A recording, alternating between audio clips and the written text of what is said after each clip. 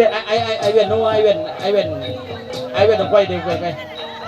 ดนตรีมานะครับแสดงความสามารถเลยครับเอาเลยครับเอาเลย